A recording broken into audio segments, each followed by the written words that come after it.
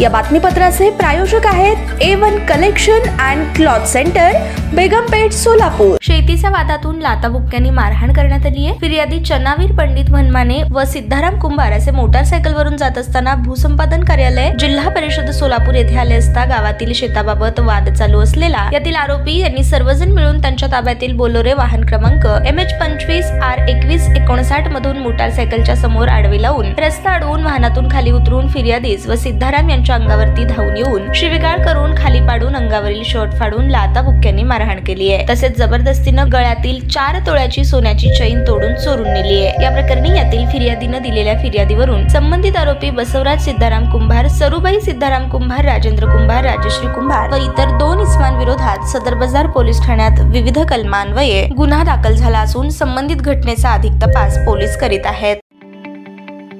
ताज्या बातम्या पाहण्यासाठी प्राईम महाराष्ट्र न्यूज चॅनलला सबस्क्राईब करा।